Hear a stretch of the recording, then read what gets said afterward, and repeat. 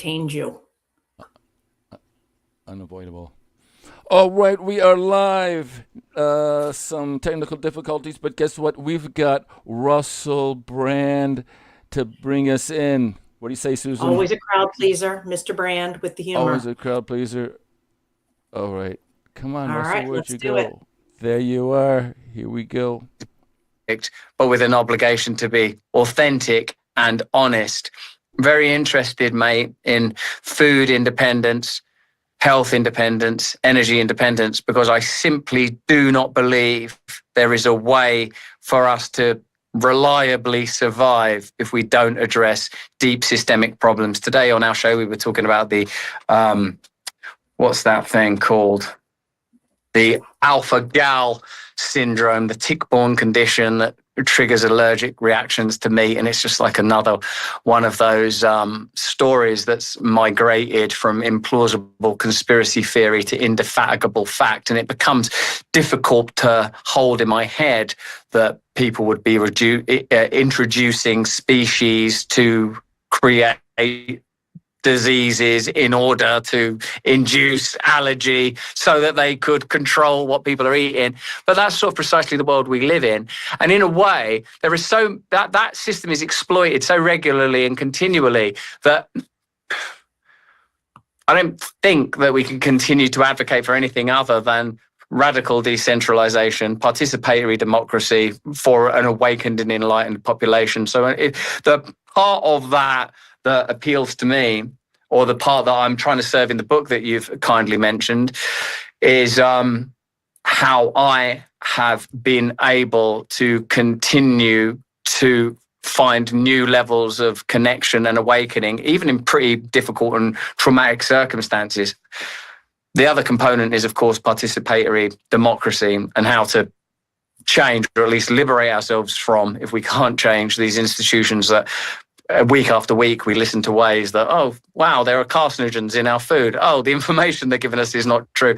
And Tony, I didn't realize, what do you mean that the book's being censored? What are you saying about, what do you mean about that, mate? How is the book being censored? I mean that if you go on to Amazon in the UK, you just can't buy the book. It's just not there. It's been, the buy button's been taken down. And that's what happened during COVID here with all kinds of books. Who's doing that? Is that happening inside Amazon or what? How's that happening? It's kind of hard to get to the bottom of it, and it's always been really hard. During COVID, it happened here all the time. Well, with stuff with Secretary Kennedy's books and stuff. Yeah, I mean, Bobby's book was sort of de-amplified, so you had to type in the entire title, type in the author's name, type in the publisher's name. They just tried to make it really hard. So, you would go on and you type in Kennedy and the book wouldn't come up. You type in Fauci, the book wouldn't come up. Now, if you type in anything even close, it just pops right up. I see. Well, I don't know, one wonders what the actual practical relationships are between, I don't know, the UK government and Amazon and how that operates. But isn't that what we've been trying to understand, I reckon, from the sort of 50s and 60s onwards, corporate and commercial interests and where they intersect with the state?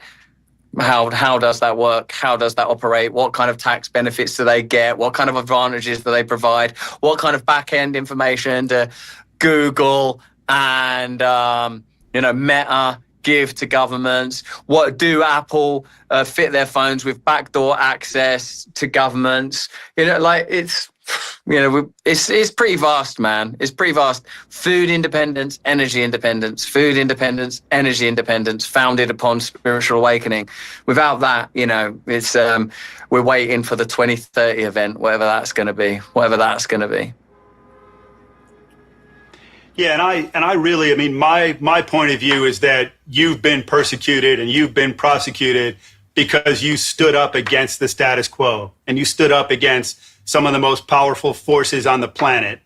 And I really believe that. So, that's a big part of this whole story. And that's a big part of your story and all of our stories, that this has been a difficult time. Oh man, it's been a difficult time, but I suppose the good news is this. I have a trial in October, and the standard of the trial is empirical evidence. So let's see what happens there. I can't talk about it, as you know, in any detail, or my bail will be revoked. But let's see what happens when there's a trial. And if there is justice, if there is truth, then the outcome will be positive. Well, I am praying for justice. But, I would like to say a couple of more things. And I really liked what you said about, us needing to live in a tangible, relational world. And while we can't be perfect, we can all do better. We can all try harder. And at the end of the book by Camus called The Plague, it says, that what we can do is we can refuse to bow down to pestilence.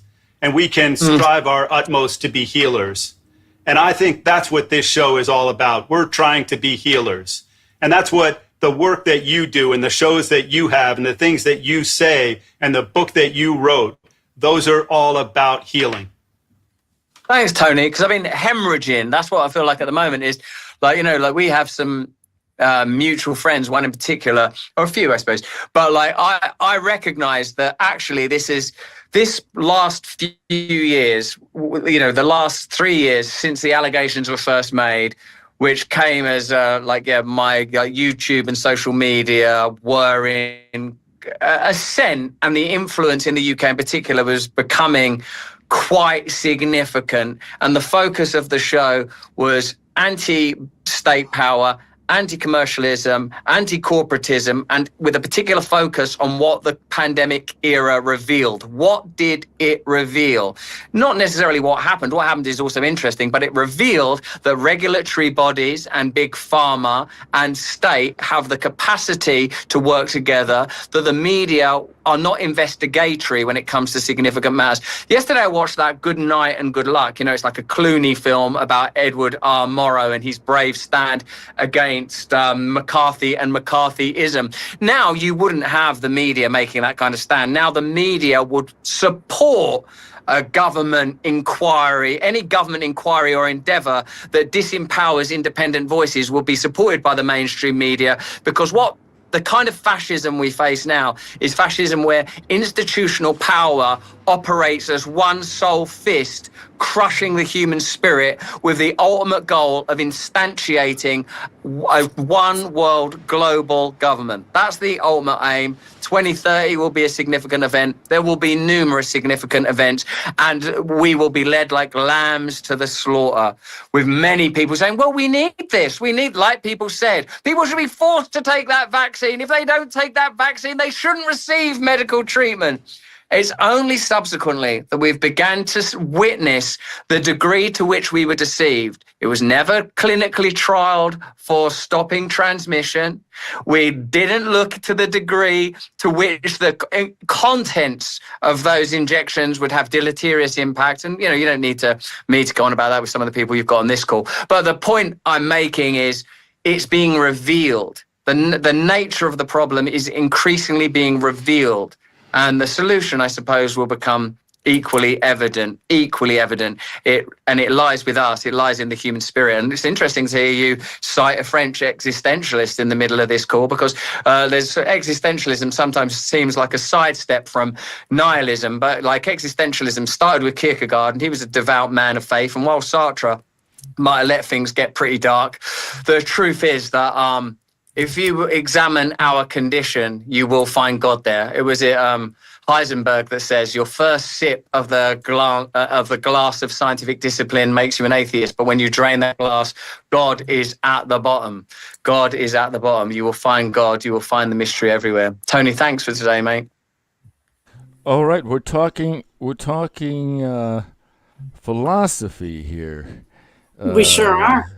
And so, Nietzsche said that just because you kill God doesn't mean that the architecture of faith vanishes. It doesn't. It mutates. True. It seems like we mutated to a place where instead of the need for a separation of church and state, we need a separation of pharmacy and state. Exactly. Exactly. I mean, one of the things that I've noticed, Liam, and you and I are in the same age bucket, so tell me if you've noticed it, is that when I was a kid, it felt like religion lived in church, and there were people who went to church and people who didn't. And I suppose there were people who identified as spiritual or woo woo or what have you. But I don't feel like I heard as much about it. Whereas now, for example, I think it's becoming more mainstream. And what makes me say that is on LinkedIn, for example, a fellow just posted, he's my discipline. He's a psychologist or some type of a therapist. And he was offering a training for therapists to incorporate spiritual stuff into their therapy sessions, which I think you have to do, because how on earth would you walk a person through grief after losing someone to death without talking about what your beliefs are about whether or not there's an afterlife? I can't fathom how you would do that. So, I don't want to take up too much time because I know we have programming to go back to. Yes, we've got Congresswoman Julia Letlow. So let's see what Julia has to say. I want to focus a little more on what we do next, because I think most parents already know something is wrong. They see it in their own homes. They hear it from other moms and dads. Too many children are dealing with health problems at young ages when they should be running around and growing and learning and just being kids. And families are frustrated because they feel like they keep getting the same answers, but those answers are not really getting to the heart of the problem. And we have to ask why so many people are getting sick in the first place. We have to take a real look at our food supply, our nutrition programs, our dietary guidance, and the choices we are encouraging with taxpayer dollars. And because if taxpayer dollars are helping push families towards food that makes them less healthy, then we need to fix it. And I see this up close and personal in Louisiana. I represent a lot of rural communities where families are doing the best they can, but healthy food is not always easy to find. Sometimes it costs too much. Sometimes it's not close by. And too often the cheapest and easiest option is not the option that helps our children grow stronger and healthier. That's why I was so proud to introduce the FRESH Act in Congress, legislation that would codify President Trump's new dietary guidelines into federal law. The bill is focused on putting real food back at the center of American health by encouraging whole nutrient-dense foods and reducing our dependence on the ultra-processed foods that are driving so much of this chronic disease crisis. President Trump and Secretary Kennedy have started important work to reset the food pyramid and move our country back toward food that actually nourishes people. My bill would make sure that becomes law. And because families need more than another announcement out of Washington, they need follow through. They need to know that when we say we care about children's health, our policies actually match that. And that is really what prevention should mean. It's not just something we talk about after families are already struggling. It means getting back to the basics, real food, honest labels, better guidance, more support for the farmers and producers who feed our communities, and federal programs that point families toward healthier choices. We should be making it easier for families to raise healthy children. And that is why I'm so encouraged by the work President Trump and Secretary Kennedy are doing. They are helping move this conversation in the right direction. And now Congress has a responsibility to help carry it forward. And that is what I'm trying to do with the FRESH Act. This is about taking a real step forward with better nutrition policy, better information for parents, and a healthier future for our children. For me, it always comes back to that. I think about my own kiddos, Jeremiah and Jacqueline. I think about families across Louisiana who want the same thing every parent wants. They want their children to grow up healthy, strong, and ready to live full lives. We should want the next generation to be healthier than ours. And I am proud to stand with the Maha movement. I'm so proud to work with President Trump and Secretary Kennedy to turn this conversation into action. And I'm so proud to work with you, Tony. And I appreciate you having me back. And goodness, God bless you and all the work that you're doing. Thank you so much. Getting the state representatives in the House. All right. Getting the state representatives in the House. So the food thing, holy moly. This is like my nemesis, my white whale. I don't know what to say. I feel like common sense departed the planet a long time ago. So not to sound like the proverbial old person, but I am one. So bear with me. When I was a kid, there were meals. They were called breakfast, lunch, and dinner. In between, there were snacks. Maybe, if you were lucky, dessert was a once a day occurrence. What I see around me all the time now is that the meal might be Doritos, ice cream, and a lemonade. That's the meal. And this is not a special occasion thing. So I just spent 8 years working in a school and talked to kids all day long. What'd you have for breakfast? Or they would come and eat lunch with me in my office, little lunch bunches. I was horrified. So there were kids who were coming in and getting breakfast at school. That might be an enormous chocolate chip cookie that, what we call American sized portions in my house. Then there might be a morning snack, and that might be, a bag of chips. Lunch, if there was an entree, it was whites. And by whites, I mean white pasta, white pizza, whatever the other whites are, a bagel, white flour, white sugar. And then we wonder why they melt down. So when you take your kids to a restaurant, in my world, do not tell them there's a children's menu. Let them order off the grown-up menu. In your house, serve a meal. And everybody says, but my kid's not going to eat. My kid will go hungry. I'm sorry, but generations of us were raised with meals and we learned to eat them. Yeah, and if you didn't eat the meal, then you'd go to bed hungry. You go, right. Or, I'm so sorry you're hungry, but I still have a little bit of dinner. Shall I warm it up for you? But not, help yourself, honey. There's some cereal in the cabinet or peanut butter and jelly, because then that child never learns. And you wind up like some of my children's friends at 19, 20, where I say, what can I feed this child for dinner? And the answer is the peas. And I say, excuse me, what are the peas? Pizza, pasta, poultry. Okay, I hate to sound judgmental, but we have a health crisis. And so we got to get back to serving kids food. If you serve kids vegetables and that's what they're brought up on, they will eat them, especially if you know how to make them yummy. Yeah, and if I didn't eat the broccoli at dinner time, I'd see it again at breakfast. So as a therapist, I am sensitive to, we don't want to start food issues, and we don't want to start, I personally wouldn't do that because it feels a little punitive, but to each their own. And I just know that I can remember going to a wedding. My girls were flower girls, and they walked into the wedding reception and they saw the roast beef on the buffet table and they got so excited, roast beef.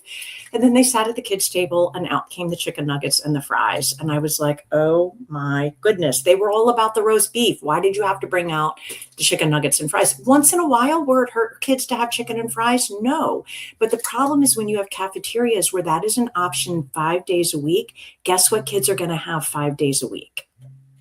Yeah, I mean, I love chicken nuggets just as much as everybody else, but you gotta get everything in moderation. All right, let's see. Right, everything in moderation in all things. So if you're having cupcakes in the morning because it's Petunia's birthday, then do you still need to be having dessert at lunch, a cookie after at Starbucks, and then roll into your dinner with a scoop of ice cream after that? Absolutely. All right, let's see what Dr. Patrick Soon-Shiong has to say. This booklet is not me. This booklet was written, believe it or not, in 2007 by the National Cancer Institute, together with the FDA, together with every academic institution in the country, together with the thought leaders, to identify the most important molecules that could cure cancer. So when I say the word could cure cancer, I'm quite literally repeating this paper submitted by MacChiva in 2008 that detailed this report, and the title of the paper is 12 Immunotherapy Drugs That Could Cure Cancers. So for complete disclosure to your audience, and so that there's no mistake, there's no desire to promote any drug. And I think the confusion the FDA has, it turns out our drug is this molecule called IL-15. So today I'll speak about IL-15. And what's exciting, in 2007, this workshop ranked out of 104 molecules, the number one molecule, IL-15. So let's speak to why that is so important. IL-15 is the molecule that your body makes, that God gave us. to stimulate a cell that God evolved for 450 million years called a natural killer cell. It's literally nature's first responder. That first responder is responsible for protecting us from infection. That first responder, IL-15 stimulated of natural killer cells and T cells, is responsible for preventing us from getting cancer. That first responder is responsible for treating patients with cancer. So we'll talk about that, about what this ranking meant. And what this ranking meant, it said IL-15, a T cell growth factor. The government valiantly tried, since 2017 now, almost 20 years, to develop this IL-15 molecule and could not successfully develop it, even though it was ranked number one. Well, excitingly, without going into any promotional, without naming any drug, we have now shown that when you stimulate natural killer cells with IL-15 in any form, and I hopefully that anybody can go develop this IL-15 and take it through clinical trials. Well, we did take it through clinical trials, and in bladder cancer, which is now approved, called BCG unresponsive bladder cancer, it failed all BCG for a thing called cyst plus papillary disease. Not only did we find we could actually treat the cancer, but prevent the patient from having a radical cystectomy and have long duration. Well, what does that mean today in today's terms?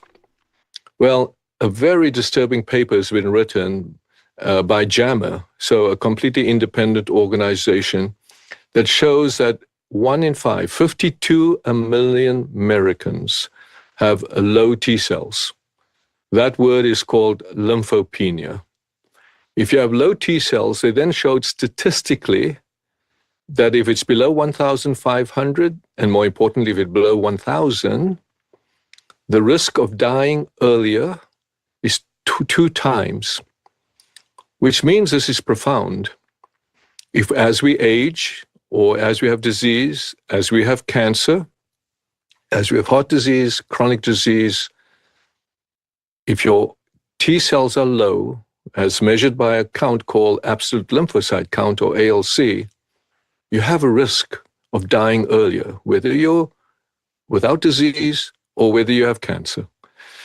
Well, this now has an implication for COVID, because it turns out that the COVID cell, the spike protein, really persists. We now have evidence, and I was just off the call with Paris and in serum, that they have now shown spike protein in the blood of patients and in the platelets of patients.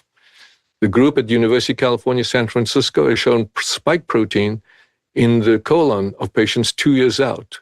The group from Spain has shown spike protein in the tumors. It is so critical that we address what I consider a potential pandemic of cancers, but not just cancers, but cancers in young people, which we call turbo cancers. And I was just listening to the ideas of what's going to happen in our nation. And my concern is, and I'm seeing it over and over again, younger people getting earlier forms of cancer. And UCLA just completed the study in which they showed triple negative breast cancer and breast cancer, that if you have breast cancer and you're in remission, and then you got COVID and you have a low T cell count, statistically higher instance of getting a recurrence. I bring this message because I think the senators and the congressmen and the White House and the administration and Secretary Kennedy today, with this modernized FDA and the new team of leadership, can really make a difference in where America could lead and be a global force of health and really scientific innovation for the world. Again, I thank you for this opportunity to talk to you about this. We hope that we become the epitome of the Maha movement, where health and longevity is really a key. Clean up on aisle 15. What was he saying? Aisle 15. It is a cell that the killer cell that kills Killer cell. cancer. Yeah. And so And the thought that, human beings are just the product for a cancer industry is just the most disgusting thought, I know. possibly imagined. So what are your thoughts? We have Two some things things. in the So two things. One, I want to talk about how mushrooms, believe it or not, the edible type, although the psychedelic type has a role, and I'm all about those as well. But the edible type have some anti-cancer properties. And if you want to know more about that, it just so happens that Liam and I tomorrow morning will be talking at 9 a.m. Eastern with Tina Eller, who has been working with mushrooms since about the early 70s, the early 1970s. She's at a local mushroom farm near me in Kennett Square, Pennsylvania, which happens to be the legit mushroom capital of the world. So she really knows a ton about the different properties of different mushrooms, cordyceps and reishi and lion's mane. Some are neuroprotective, some are. It's interesting because for autoimmune folks like me that have an autoimmune disorder, who don't want to mess with something that is immune boosting because your immune system is already attacking your own tissues due to confusion. However, the mushrooms apparently have immunomodulating effects, which means if your immune system's underactive, it'll help it go up. If your immune system is overactive, it'll help it calm down. So they are a safe bet for all of us autoimmuners out there. And then my other thought, I may have already forgotten, cancer. Great book, How to Outsmart Your Cancer, on Amazon. All the treatments you're not going to hear about from the traditional oncology world. Where else were we, Liam? What else were we? He talked about lymphemia. He did? I don't know anything about that one, unfortunately. Something about, if your T cell count is low, you're just, destined for a... Oh, I know what I was going to say, Liam. It's sort of another old person commentary. I am of the age, I'm getting close to 60. And I swear when my parents were getting close to 60, among their family and friends, I can only name one individual who had cancer and died of it at two, now that I think of it. My dad lost a high school classmate, and then they had a friend who died maybe in his low 30s. I'm telling you, at my age, I can count so many people that have already had cancer. Some of them are no longer with us. And the good news is we are better at treating cancer. A lot of them are with us. But it is mind-blowing how normal it has become for young people to have cancer. Just crazy, insane. Yeah, absolutely insane. Okay, we have Sabine Hazan. Let's see what Sabine has to say. Than the microbiome. The microbiome itself is a research tool. It is, and I'm going to take you back to 1840. In 1840, a physician came up with the idea that when patients bled, he could test what's called the hemoglobin. And he discovered the hemoglobin. It wasn't until 1870 that another group of physicians discovered that if your hemoglobin was 7 and below, you needed a blood transfusion. And then it took years and decades later for doctors to finally say, blood transfusions have complications. We can get hepatitis C, we can get HIV. So the microbiome is really, and fecal transplant, in my view, is really what a blood transfusion is. And I think we need to start thinking of it that way, where we need to start understanding these microbes, understanding what they do, how they work together, how they are parasitic to each other, what feeds them, what destroys them, in order to really get into this field of what I like to call refloralization. And refloralization is not a claim, it's not fecal transplant, it's really manipulating the microbes to improve health. And this is the research I'm really excited about.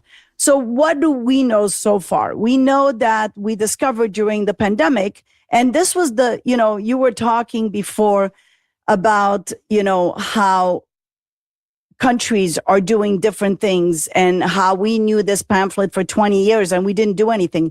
We know all disease begins in the gut since Hippocrates, and yet we are not looking at the gut.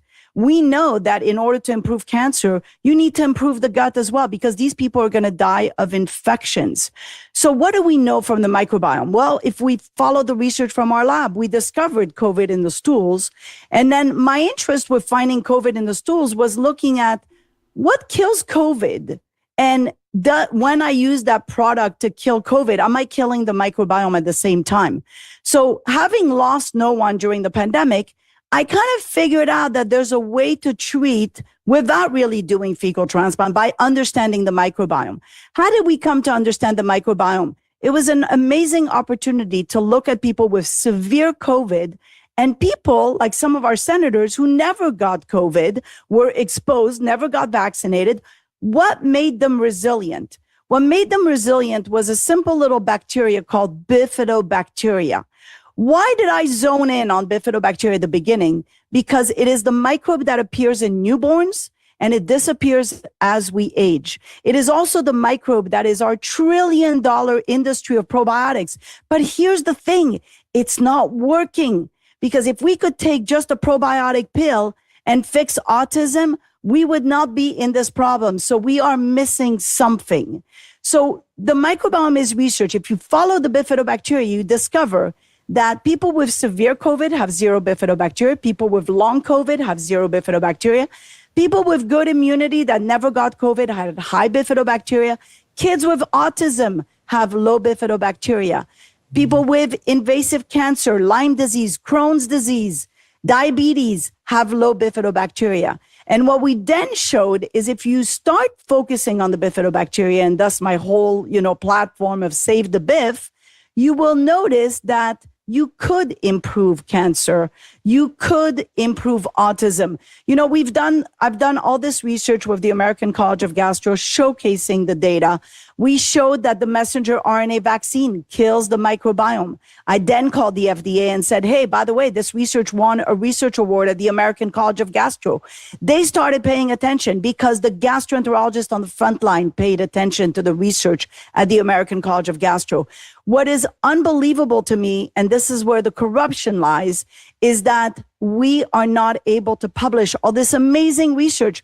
The last research that won the best research award, one of the best research awards at the American College of Gastro, was taking two twins that had zero bifidobacteria.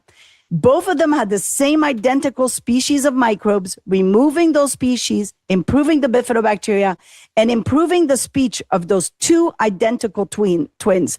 This is a breakthrough in autism. The judge at ACG said this is a proof of concept. We need to get this proof of concept to move forward. It should not have to take 5 years to get a protocol approved by the FDA, and it shouldn't have to take millions to get money to showcase that that a blood transfusion helps a patient that's bleeding. This is where we're at right now. People are losing bifidobacteria. How do we replenish it? How do we improve them? We need to move forward.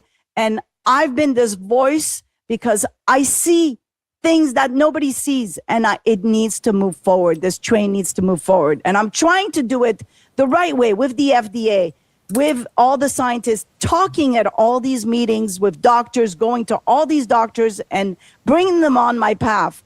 But it is not easy, as you know. All right, we're talking crap today. Fecal Lots of transplants. pooping. It is all about poop. It's always been all about poop. It's one of those things, Liam. It's like, I don't know if you remember when your daughter was little, but when they're little, they poop and they don't think about it. And then they get to be about like 2 or 3 and all of a sudden poop and farts. Like there is nothing funnier. I don't know what that's about, but it's like universal, every culture in the world. There's a great book for kids. Everything poops, all animals, all people. But yeah, it's all about the poopy. And you really can't get well in the functional medicine world if you're not willing to sit down and talk with your doctor about your poop and try to get your pooping situation sorted out to where it's doing what it should do. Yeah, because you got to, as I was talking to some of my clients who are on this path, you have to bind the toxins, which you're going to do. It's very easy, actually. Activated charcoal, bentonite clay, fulvic acid, humic acid, very inexpensive things. But once those toxins are bound, you do need to poop them out so that they're not just lingering in your system. So you need to make sure that you're adding your fiber and that you're making sure that you're doing your due diligence on that end. So. And we've got a comment by Merlin's assistant Amanda talking. Amanda, howdy, Amanda. Cancer's work is being done in Japan. Plasma is being cleaned up in COVID patients. So that sounds like Nice plasma, and I've heard that you can do a self-directed blood donation. So if you know you're going in for surgery, you can donate your own blood in advance. You can also, I think, in some places request blood from a donor who never had a COVID vax. And then I actually, if we move into the dating and singles world, I saw that they now have parties of people who want to meet other singles who never had a COVID vax because they're looking to procreate. And I guess they want to procreate with people who don't have the mRNA and the spike protein floating around in their organs, and I guess potentially altering sperm, eggs, quality of fetus. yeah, and I hear that Strange but true things. in the world Mary of Holland. That's our girl, Liam. We need to be talking to Mary Holland about our next documentary.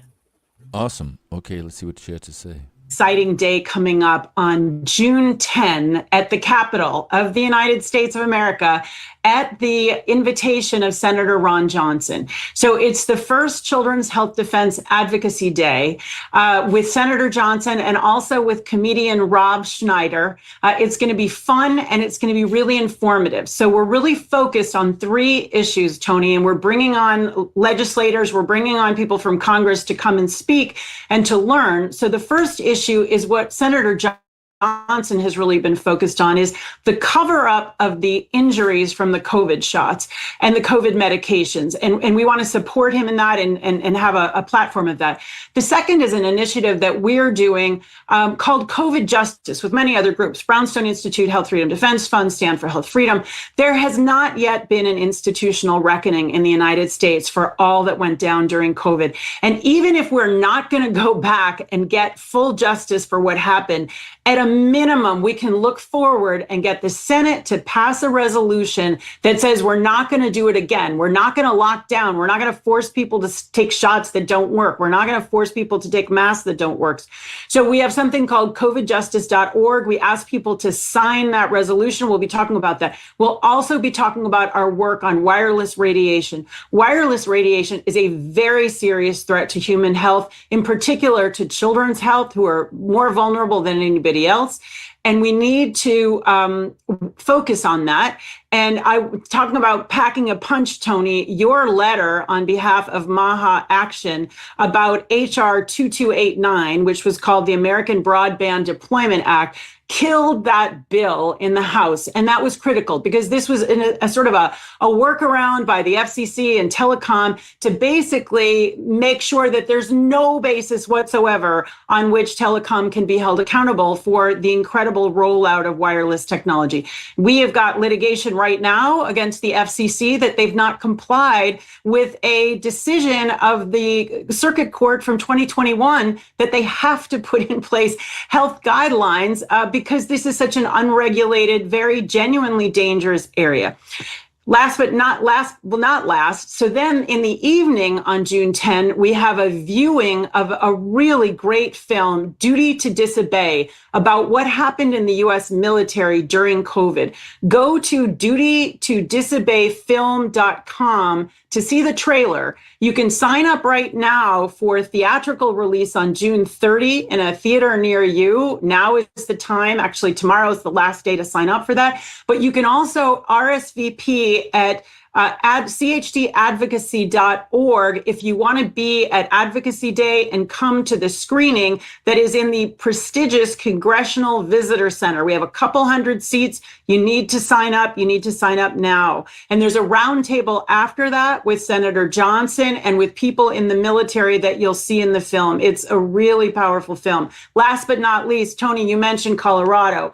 We have an action alert right now to write to the Governor Polis of Colorado, because they are trying in Colorado to prevent unvaccinated children from access to applied behavior analysis, ABA therapy, for those that need it, whose physicians and whose healthcare practitioners say that the child would benefit from ABA. This is literally adding insult to injury, because we know that so many of the children with brain damage or with so-called autism have actually suffered vaccine injury. So please, you can go to the CHD community tab from the main page, and you can send a letter to Governor Polis children who have disabilities should not be discriminated against by their state legislature. That's the roundup for the moment, Tony. Thank you so much. All right, the roundup for the moment. So, Liam, we now have a problem because I want to go to the June 10th Children's Health Defense Fund Advocacy Day in DC and cover it. And you and I had talked about exciting plans on the 9th, but Liam, I might have to ditch you. We'll have to talk and figure out what the priority is. My Lord. And I am also, so that everybody knows, it is worth hanging around at the end of the show. I have been firing Liam links furiously when the Maha folks are talking. So we'll be able to show you the preview of Duty to Disobey. We'll be able to show you a radiation protector device that you can get for your home, your child. It's wearable. It actually might look a bit like this. What else have I been sending to Liam? Things of interest, books, a therapist whose specialty is screen addiction in teens, and she has written done a lot of research around it. She's also a wonderful human being. So all types of resources coming up. The book, How to Outsmart Your Cancer, I sent Liam that, a few other books, The Anxious Generation. So lots of things to look forward to if you're able to hang around after the Maha meeting ends. All right. Lots of fun stuff. Should we get back to the show? I think our guest is still. Yeah, let's do it. Who are fighting to protect our children. So I'm just really grateful. And, anytime anybody sees anything written about you anywhere that's negative, I'm going to say I can vouch that, that is a scam. That is a lie. That is vilification. That is censorship. That is propaganda from people trying to poison your children. So remember that, and thank you. Thanks for coming on. Thank you, Tony. Next up, we have Zach Lon, and he is a sixth-generation farmer, educator, businessman, and he's just a great man. I mean, I've been really fortunate to meet Zach, 20 or 30 times. He's a Maha endorsed candidate running for governor of Iowa. And, this is the kind of person who we need out there fighting for us. And his policies focus on helping families and children and farmers and protecting them from corporate control, corporate corruption, and the same kind of propaganda, censorship that's been getting in the way. When Patrick came on, to think about something that's been available, that's been accessible intellectually for 20 years, but we couldn't get the benefit of it. Zach is the kind of guy who's going to fight to make sure that our families, that our children, that all of us get the benefit of real progress, of the progress of real science. So he's an incredible man, and I'm just grateful for the work that he's doing. And welcome, Zach Lon. Hey, thank you, Tony. I'm in Sioux City, Iowa today. I just left taking my grandma, who turns 94 years old next month, to vote. And so our election is actually coming up very soon. So it was a really big thing that I was able to do.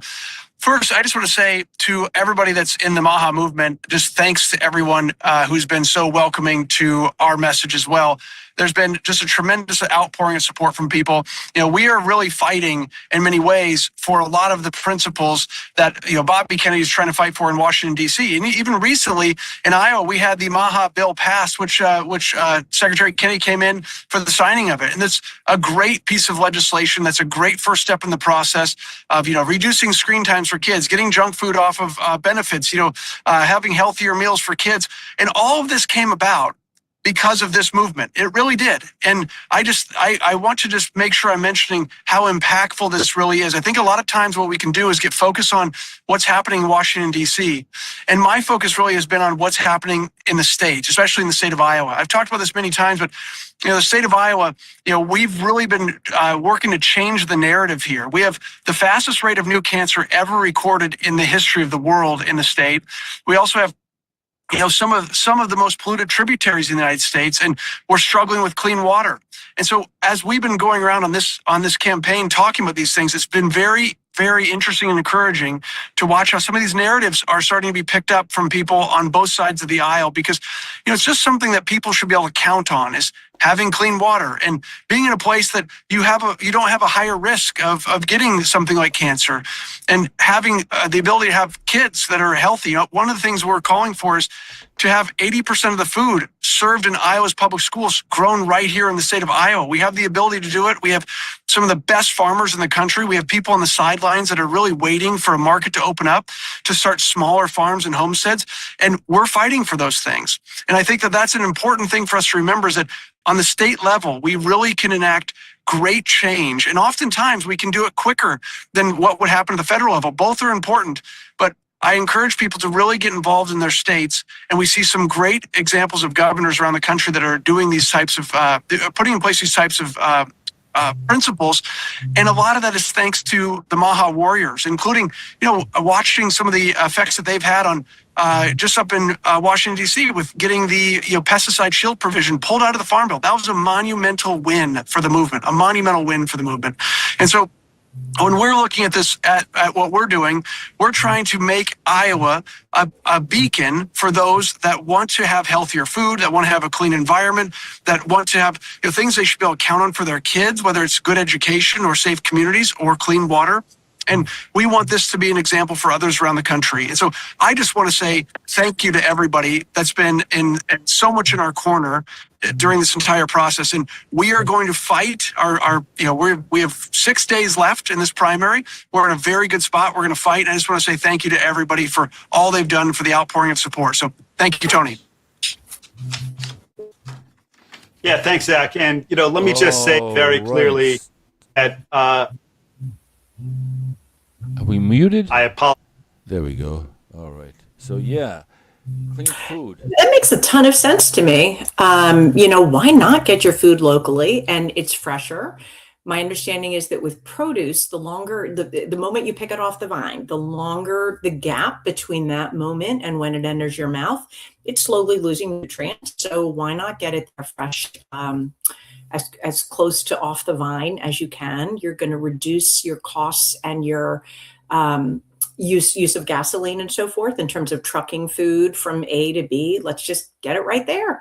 Particularly if the local farmers in Iowa are open to and receptive to learning some of the regenerative farming techniques that rely not on pesticides, but on other methodologies for pest control. So that's a win-win all the way around, as I can see it. I love that idea. I really do. And what's this craziness about Iowa being the fastest turbo cancer state in the world? Is it? And so, and what are we thinking that is due to widespread glyphosate use because it's a heavy farming area? What are we thinking? He was saying the water's polluted, and yep. What was that spill that truck? That tanker that blew up, and they lit it on fire purposely. What was that? Was that in Iowa? So I may not know that one. There is so much that happens in the news that I just can't keep up with it. So it may be that I totally spaced that one. Like President Trump went down but sure. Past Go ahead. Trump water. Well, so there's that. And then there's, the thing that we were talking about, that if you're in farmland, helicopters go by and spray the pesticides down on the crops. People of my generation, like my husband and a friend of ours, as kids, would chase the helicopter. And the goal was to get into the mist as if you were running through the sprinkler. So you have to figure that those folks are literally doused in chemicals from the get-go. When they're in utero, if they're not eating organic, those babies that are growing in utero are marinating in amniotic fluid that has glyphosate in it, glyphosate being the active chemical ingredient in Roundup. Glyphosate damages the blood-brain barrier of fully formed, born humans. It has to do something negative to the brain of a developing fetus. So, and I personally wonder if that is yet one more component of why today's kids are so incredibly anxious, because although screens play a role and radiation plays a role and parenting practices play a role and pressures play a role, this is also the first crop of children, the people who are, say, under 30 years old, who were widely exposed to glyphosate when they were forming their very brain, their very, I don't know, lung, skeletal system in utero. And I think it had an impact. Absolutely, yeah. Yeah. Bathing in amniotic fluid filled with glyphosate's got to be a horrendous weight on the development of the. Well, and I started to think about that when I took my school counseling job, and I went in guns a-blazing, ready to, scream about social media. But so many of the younger kids that I had who were 9 or 10 years old were not on social media. They did not have a device, and they were not yet sophisticated enough to figure out how to go on behind their parents' backs. And too many of them were sort of too anxious to do that, quite frankly, because they didn't want to get in trouble. And yet the anxiety rate was through the roof. A lot of them already diagnosed and on medication, telling me how anxious they were. And I started to think there's got to be something else going on. Lots of something else's. I don't think it's just one factor, but I do think that Liam has something interesting going here that we should watch. Oh yeah, this is they're ending the show. Together, so. we can end the ending chronic the show. disease epidemic. Maha's influence is reaching millions. It's reaching Congress, and that energy, these chain reactions, are working. How about Operation Stork Speed? Dozens of food companies removing toxic ingredients. I plan to lead by example. Maha is now. We're talking about how to change the culture. The American people want America healthy again. It is a renaissance moment in health in America. For health, freedom, and the truth. Join us at Maha Action. We're a part of something big, Susan. I'm telling you. We are, Liam. We are. And, I'll say it again. My husband has been, for a while, until I kept correcting him, he would say to people, Susan has this newfound passion, meaning what I'm doing today with you, Liam. And I kept saying to him, babe, this has been me for 30 years. It's just that the world caught up to me. And I'm so excited that they're finally with me. So. Yeah, I feel the same way that I've been. Have you been down this path a long time, Liam? We haven't talked about. Oh my God! Since I know the exact moment actually when I down, like your Substack down the rabbit hole. Yeah. And it was and so it brought me down this whole crazy enlightened view of. This is the garden hose nozzle. My team spent 3 years. Excuse me, I'm putting your links into the. So around what age, like what decade of life were you in when you kind of started going organic and cleaner food? There's something fascinating about people who grew up in the 1970s. And looks like Liam's messing around with tech, so we're going to let the king do his thing. Let me. It was when my sister got cancer when she was 28 years old, and Liam, I'm sorry. That idiot, her idiot oncologist was just saying the most stupid, retarded stuff like, "Oh, it's just a numbers game. These things happen, and there's no more cancer in the world. Just we're getting better at detecting it." And right. So from that moment, it was like, this is just not right. It's not right. It's not right. Is your sister still with us, Liam, or not? She's still with us. Still with us. Good. All right. Yeah. I mean, that I have to say, my mom got cancer. My dad, my brother got the prostate cancer. My dad just had bladder cancer. Like, I'm sorry, and I don't care. I could be riddled with cancer. There's no way I'm going to go to some idiot who's going to prescribe mustard gas. Radiation, mustard gas, or surgery? Are you out of your freaking mind? I would rather Honestly, die from the cancer than and you know, there's tons of data out there that shows that people don't die from the cancer. They die from having their bodies destroyed by radiation and mustard gas. right. You know, And you go that's in there, you feel great, right? You go to the doctor, he runs a test. It's like, oh, you've got cancer. Then 6 months later, you're dead. Don't go, as far as I'm concerned, don't go to the doctor. You want a good long life, stay away from those freaks. Anyways, You're not so I got, wrong. And you know, a friend, my 91-year-old father-in-law, who's a retired physician, he really didn't darken the doorstep of a doctor's office until about maybe 85, 86 years old.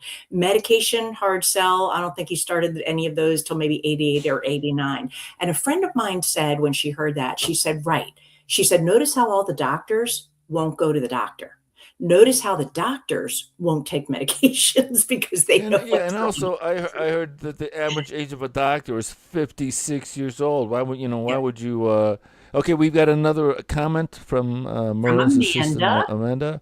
How on earth do we make MBHA? Because children are sugary cereals and white Cereals, bread at school school, breakfast club. breakfast clubs rather than eggs and bacon and raw milk. No one is talking about it here. So, So Amanda, I yeah, think they are talking about it. I mean, I heard what's his name from Iowa say that he wants to get 80% of the food in the school cafeterias grown by local farmers. Now, to your point, we don't know about what's going to be offered, and are children going to be allowed to do the workaround and have only the brownie and the chips and the whatever for lunch? But I mean, my sense is that's very much what Maha is about. What are your thoughts, Liam, as to whether my sense is Amanda's kind of salty like me. She seems like she's Amanda's a trip. You got to get on Substack, Liam. Check her out. Illuminate the illusion. The woman is a force.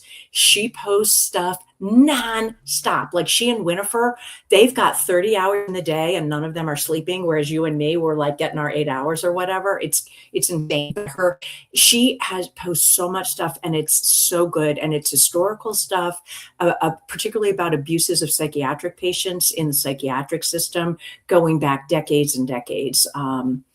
Yeah, it's you know, and I just saw something interesting on Substack today where they were talking about just as basic as the flu.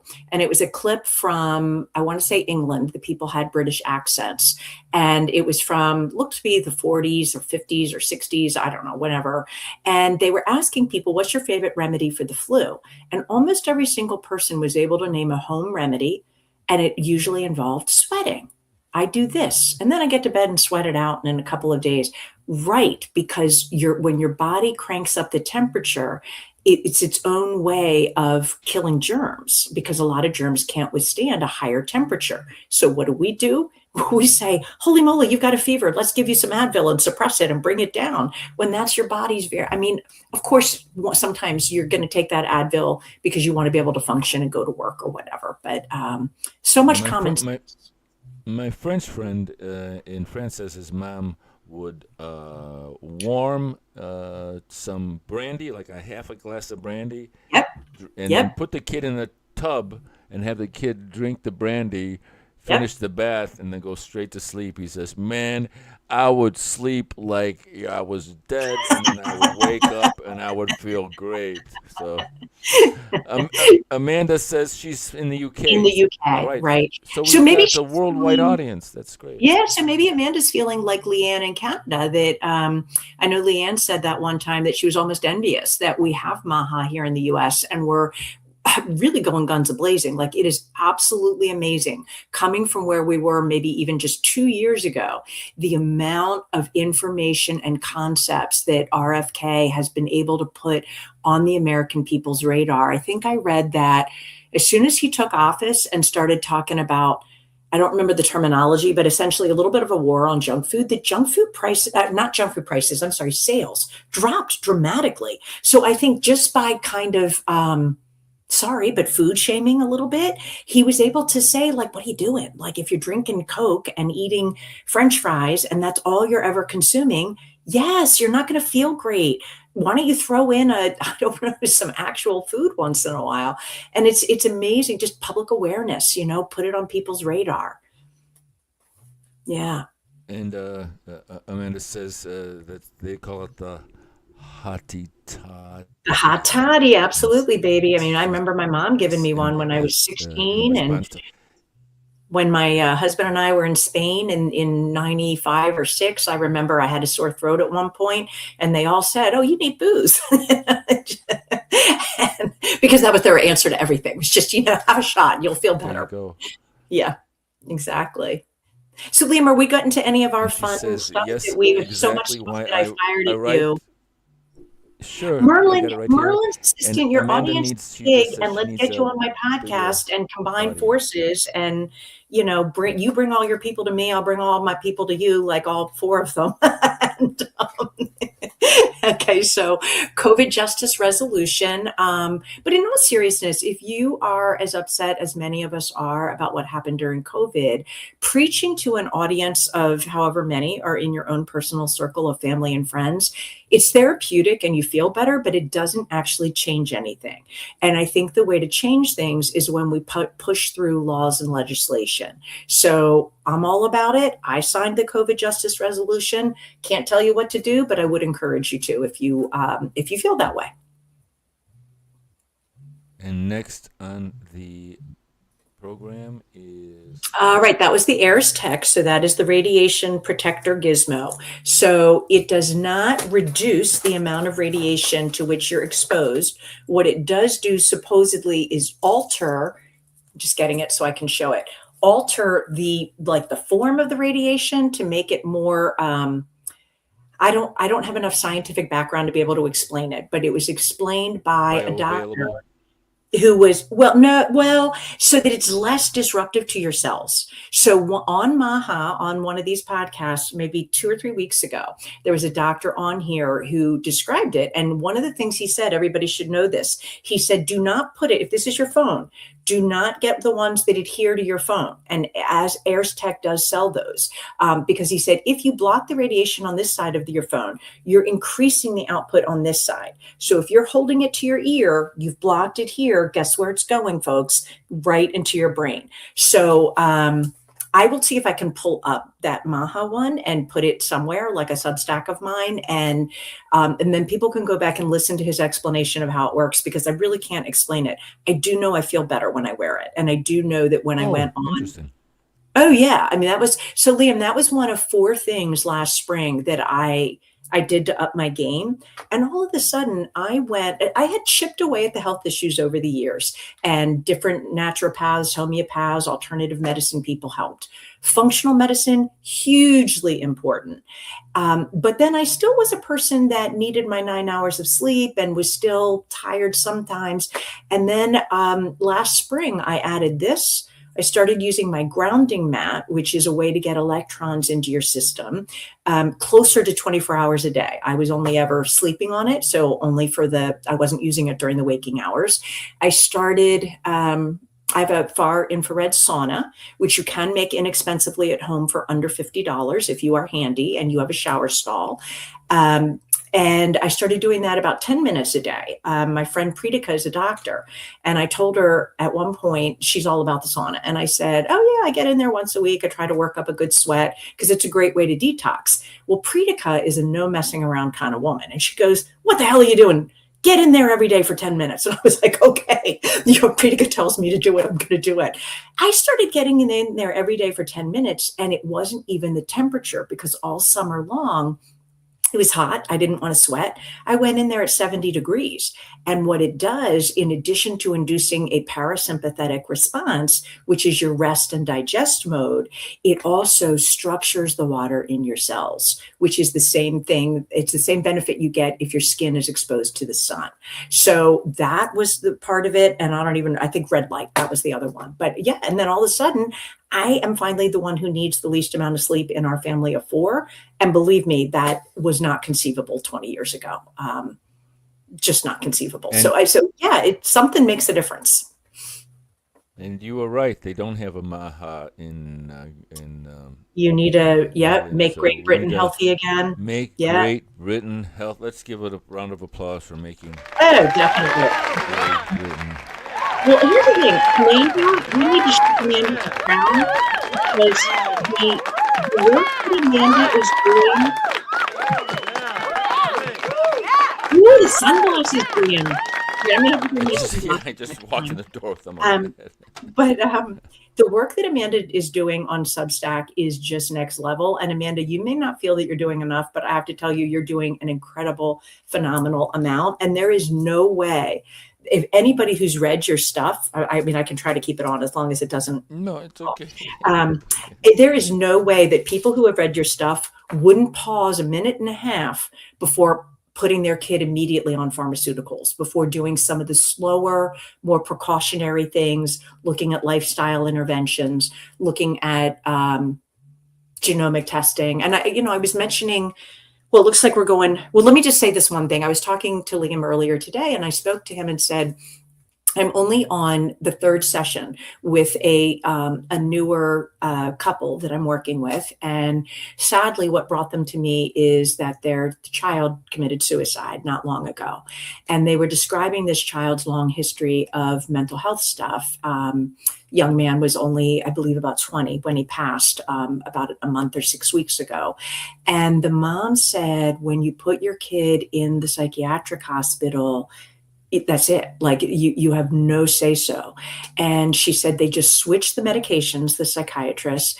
And I said, well, with all due respect, they're allowed to do that if he's over 18 without telling you. And she said, Susan, he was under 18 and they were doing it without telling me. And then I asked her about the genomic testing, because I'm really big on the gene med testing to see, does the person have the gene mutations that would prevent them from effectively metabolizing a medicine and make them more prone to adverse reactions. And she said, yeah, he did have that testing years and years earlier.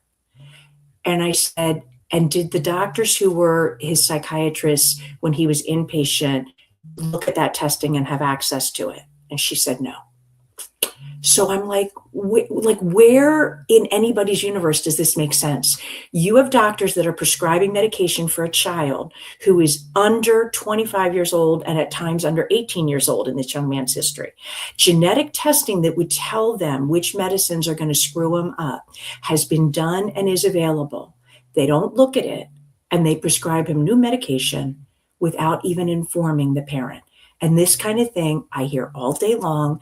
And I'm so furious that I don't even know what to do. And when Amanda says I need a bigger platform, me too, Amanda, that's why I'm here. Because me preaching one by one to each client, each parent of a client, each parent of a student, this is a little bit of a bigger platform. So let's do it. Let's lead the charge. Let's go to DC on June the 10th and join Mary Holland and put all of this, just keep pushing until laws get passed. All right, what's up next, Liam? Genomic testing, precision quackery because it's drugs. Again, was the child on SSRIs? So, yes, Amanda, the child was on a variety of medications. However, the child had been on a variety of medications for since about 6 or 8, I think they said 8 years old. So there had been no recent med changes in the 6 months prior to the child committing suicide, because that was my thought too. But I had to proceed very gently because this family is grieving and I want to let them tell their story at their pace. So I'm just letting it come out as it comes out. I'm not asking very many questions at this point in time. So I don't know all the details. He says no child should be on drugs. And certainly not without exploring other options. Duty to disobey. Yep. So there's the trailer. And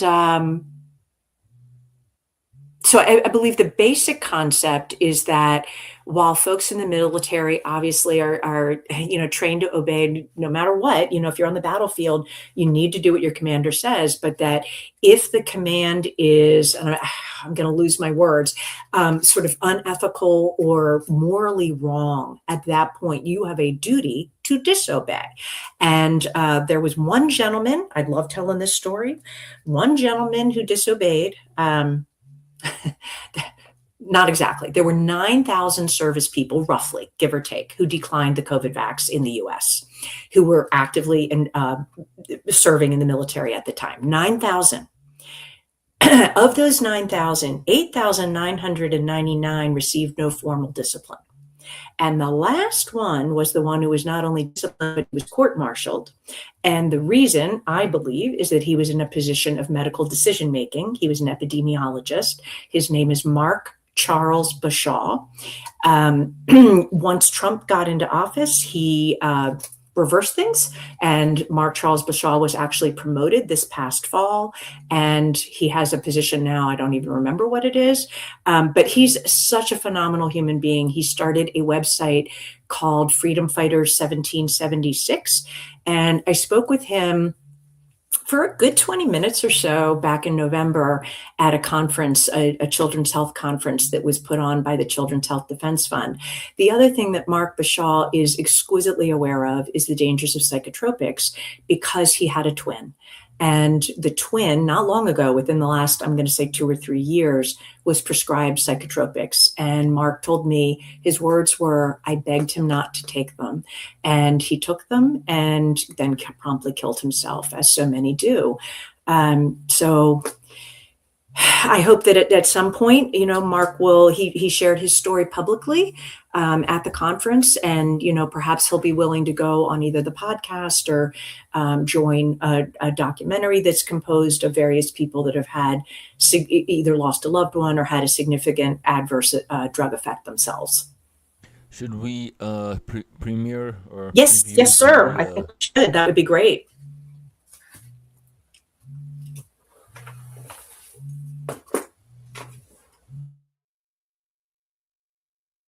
I had a battalion commander come to me and she said, we're killing our own soldiers.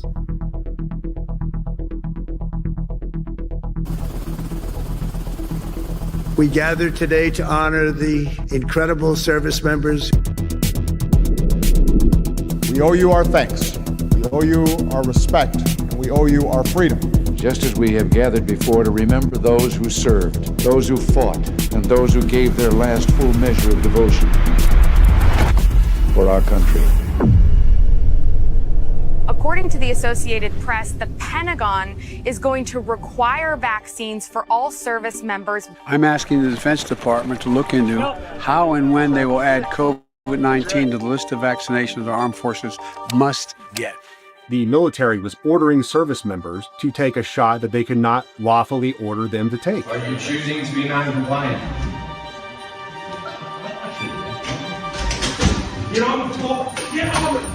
Leaders did everything legal or illegal within their power to coerce and influence their service members to get the shot. I'll never forget, I received a phone call from a mother whose son was a Marine at 29 Palms, and she told me her son and 9 other Marines were being held in confinement in the brig until they got vaccinated.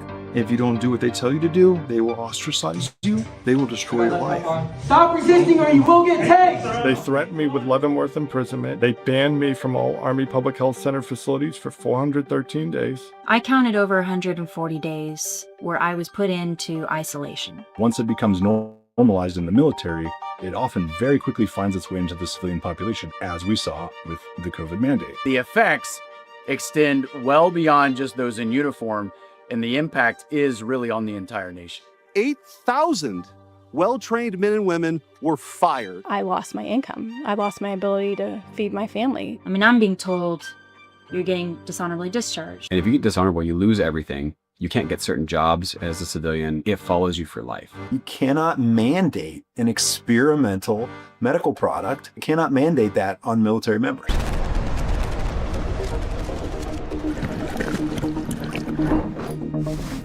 In my entire medical career prior to this, I had never seen a young person with a stroke. I had never seen someone have a massive clot without provocation. We were in great shape. We were doing very well. But then as soon after the vax is when my health went downhill. When people celebrate all the freedoms that the military gets to grant this country, when the military's freedoms and really the country's freedoms are actually being taken away. Why was the vaccine mandate unlawful? How come the Secretary of War is telling us that the vaccine mandate was unlawful? We all know that the previous administration issued unlawful orders on mandatory vaccines on an experimental vaccine, COVID-19. You know it, we know it. You are taught that you have a duty to disobey unlawful orders. You know, they postulated that we're going to have back pay for members that were kicked out. They're inviting these warriors back into service. And that was huge. And I was so happy to hear that. But that does nothing for the institution itself. What I have understood from people in the military is that it has not been made easy and that it really still needs to be done on an individual basis. We haven't stopped in 4 years when everybody was ignoring us, and we're not going to stop for another 4, 14, or 40 years. We are at a critical juncture, and the soul of this nation is at stake.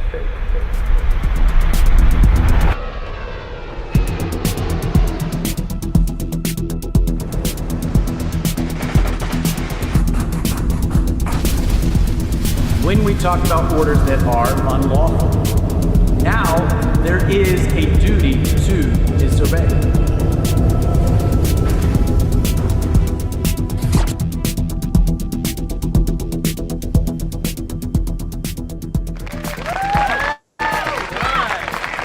Yeah. The veterans were the original guinea pigs. Look at Agent Orange, Yeah. the rest of the rainbow colors. It's an abomination. And if I Traitors could be to so the bold, I'm people. gonna. A mandate, however, is not a law. Thank you, Amanda, for your comments. So the other book, in terms of military and unyielding, by Tom Remfer, and I'm getting it right now and sending it to Liam in the chat. Liam, are you able to go out of order or not? Because this book is interesting. It's about Okay, here we go. It's about anthrax. Wait, let me And just- during anthrax, which was all the way back, goodness, believe the very, like right around 2000, 2001, somewhere in there, the military mandated that each service person have 11 anthrax doses. So 11 injections, all that I'm not sure what it was, but anyway. So anyway, the book Unyielding by Tom Remfer, he was the Mark Bashaw of his era. He was the one who fought it. He was the one who wrote the book about it. And I guess the history is that our military does this and uses our service people as examples. And one of the things that Mark said back in the fall when he was presenting at the conference is, show me where in the Constitution it gives you the right to inject a brand new, unproven medical product into my body, because I don't think you have the right. And at the end of the day, of course, I think at this point, the law and so forth is very clearly on his side. And there's lots of legislation against that type of thing happening again, specifically with the COVID vax. Thank you, Liam. So there's the book, Unyielding. And again, Tom was a great guy. He was the one who actually introduced me to Mark at my request, because when I heard what he'd been through, particularly with the twin, I said I'd really love to talk to him because I wanted to ask him, among other things, do you know about EMDR, which is the best trauma treatment? And like every military person, and so many of them are riddled with PTSD. He said, EMDR, I've never heard of it. Whole separate rant. I'll send that little link thing to Liam as well. And Liam, we can go on to whatever is next, unless you have thoughts that you want to add. I think it's the mighty military that saved the world in this fight against the cabal, against the deep state. 2001, I was in New York City in the summer for 6 weeks. So we're definitely raising some passions here with Amanda. Okay, so the anxious generations, how the great rewiring of childhood is causing an epidemic of mental illness. Yeah, so that book is a good book. There's another book whose title, for the life of me, I can't remember. But what I do remember is that the other book very specifically said that it looked at the data and the stats, and in the 10 years following the release of the smartphone, which I think was released, it was either 2004 or 5 or 6, somewhere in there. But within the decade that followed, the suicide rate in teens doubled. What more does anybody need to know? And I remember running around like a crazy person when at the school that I worked at, when the upper school children were still allowed to be on cell phones, which thank God they no longer are, saying if there were a substance that was causing such a dramatic increase in suicide rates and we were serving it in our cafeteria, we would stop. And when the data is that clear, we need to stop. And thankfully, the administration agreed. And I can proudly say that nobody of any age is allowed to be on their cell phone during the school day, which is wonderful.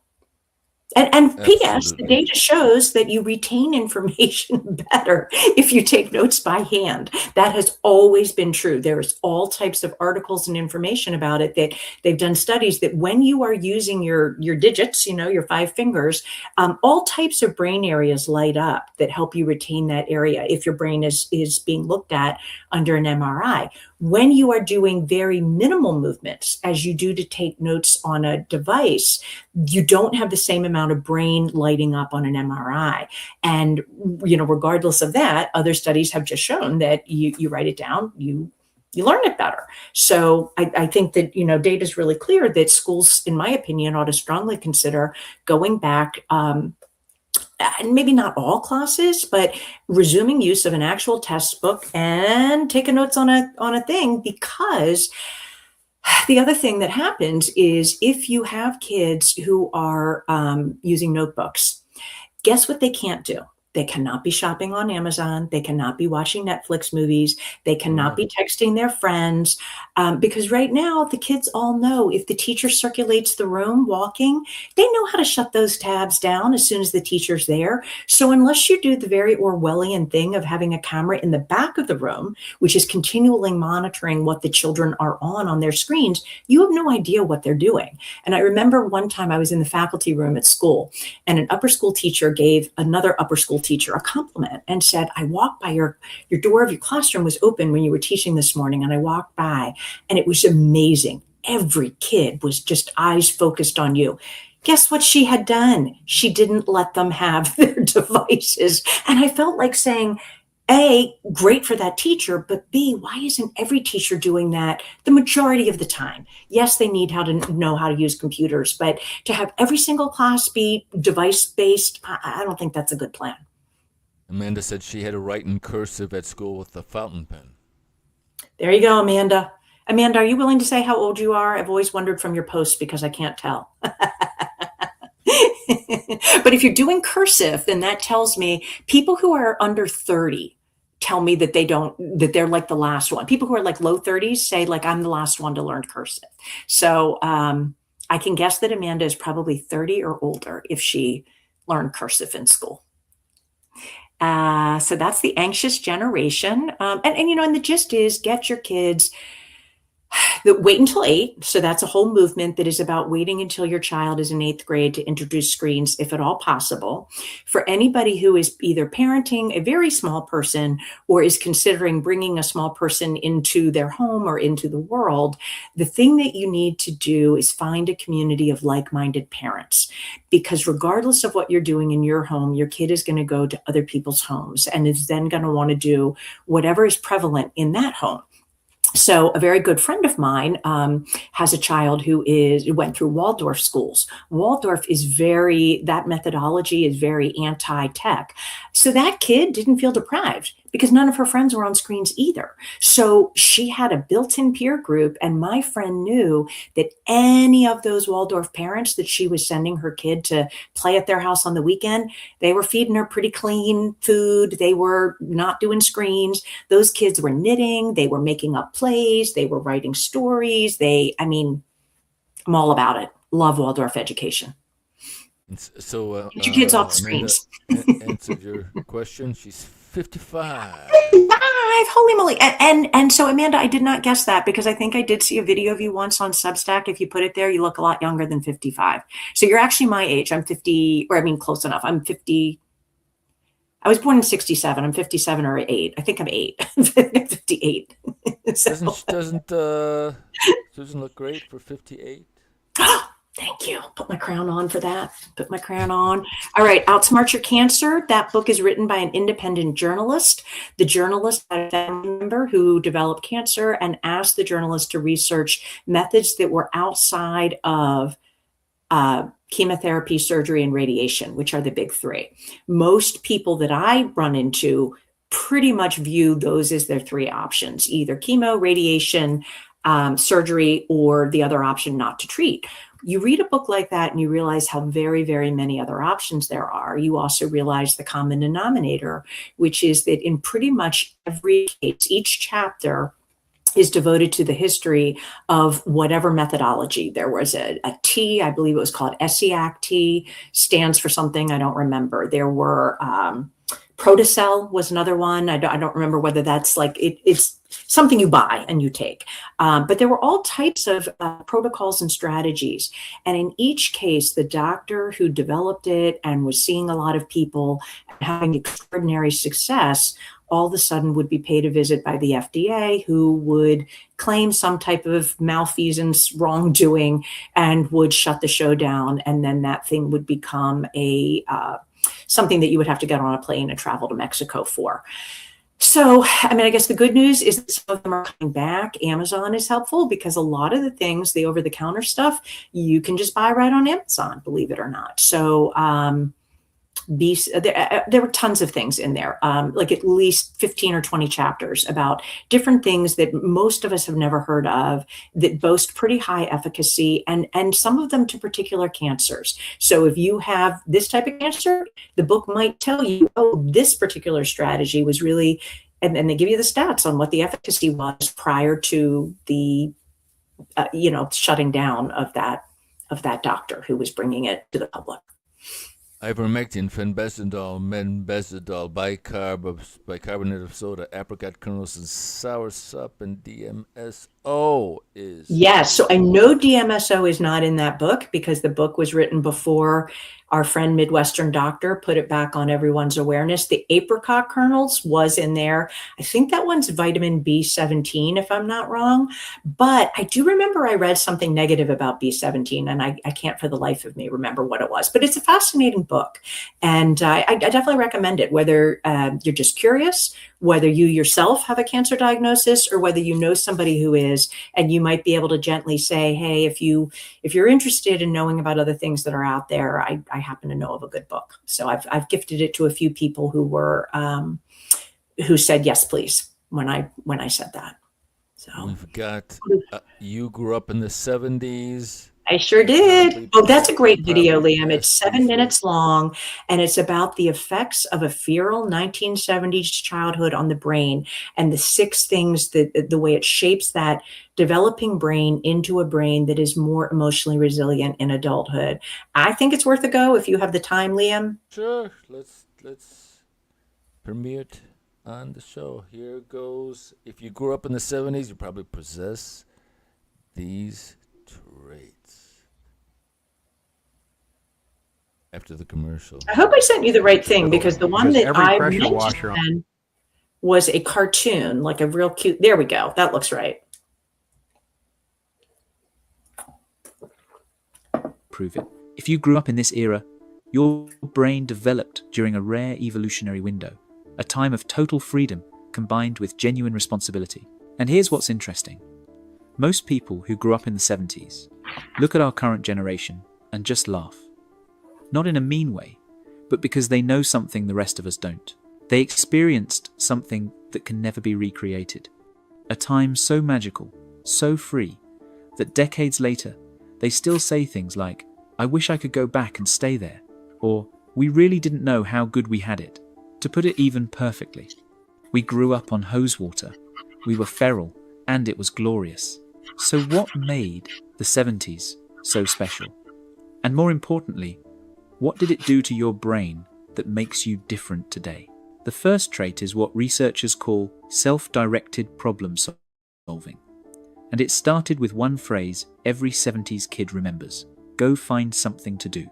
Or I'll find something for you to do. You knew exactly what that meant. If you dared say you were bored, suddenly you were folding clothes or sweeping floors. So you learned fast. Figure it out yourself. Studies on unstructured childhood show that children who had to create their own entertainment developed significantly stronger executive function and creativity. You weren't handed activities. You weren't scheduled. You had to invent your entire day from nothing. This is why you devoured books, explored on your bike for hours, or spent entire afternoons in the woods building forts. You can say to yourself, I was never bored. I devoured books or explored on my bike, loved my independence. Your brain learned something modern childhoods skip entirely: how to generate purpose from emptiness. Now, that explains your creativity, but it doesn't explain why you seem almost supernaturally calm in chaos. That comes from this next trait: adaptive risk calibration. You grew up climbing trees that were definitely too high, riding bikes without helmets, throwing rocks at each other, setting things on fire with fireworks. You can say, that was our internet. Every scraped knee, every minor disaster, every close call was teaching your nervous system something crucial. Research in developmental psychology shows that children who experienced physical risk in play developed better threat assessment and lower baseline anxiety as adults. Your brain learned the difference between actual danger and manageable risk by living it, not by watching it on a screen or having a parent intervene. You broke bones, you got scars, and that honestly felt like a Medal of Honor with a story behind it. This is why you can walk into a crisis and just start solving it while everyone else is panicking. But here's where it gets deeper, and this is the piece most Gen Z will never understand. You carry what researchers call comfortable solitude capacity. You spent hours in your room listening to music. You laid on the grass, just talking to friends. You explored alone, not because you were lonely, but because there was no screen demanding your attention every 3 seconds. Studies on pre-digital childhood found that people who grew up before constant connectivity show significantly less anxiety when alone with their thoughts. In fact, recent research had participants choose mild electric shocks over sitting quietly for 15 minutes. You'd probably find that ridiculous. You learned early that boredom isn't an emergency. At that time, you know you can never get bored as a kid. Your brain never developed the addiction to constant stimulation that defines modern life. This is why you can wait in long lines without losing your mind. The fourth trait is something psychologists call analog patience, and it shaped you in ways you probably don't even realize. You waited for your favorite show once a week, no binge watching. You took photos and waited days to see if they turned out. You wanted to talk to someone? You memorized their phone number and hoped they were home. Research on delayed gratification shows that people who grew up waiting for things have better impulse control, better relationship outcomes, and better career success. Your entire childhood was training in patience that modern life actively destroys. This is why instant gratification doesn't satisfy you the way it does for younger generations. And here's the trait that ties everything together. You have what I call unsupervised autonomy wiring. At 8 years old, you left the house in the morning and your parents' only rule was be back before the streetlights come on. Nobody knew where you were. Nobody tracked your location. You rode your bike to creeks a mile out of town. You played in the woods. You went to neighborhoods far from home. And a random stranger might even offer you a lemonade and sandwiches after playing in a creek all day. But today, that would result in police calls. Back then, it was normal. Research on childhood independence shows that children who had freedom of movement without constant supervision developed stronger internal motivation and decision-making skills. You had to assess situations, make judgment calls, and deal with consequences yourself. Your parents weren't your friends, they were the authority, and they trusted you to be competent. This is why you can plan, adapt, and think critically without external guidance.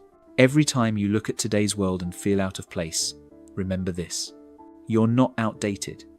You're carrying forward capabilities that are going extinct. The independence that looks like coldness, that's competence. The comfort with silence that looks like antisocial behavior, that's depth.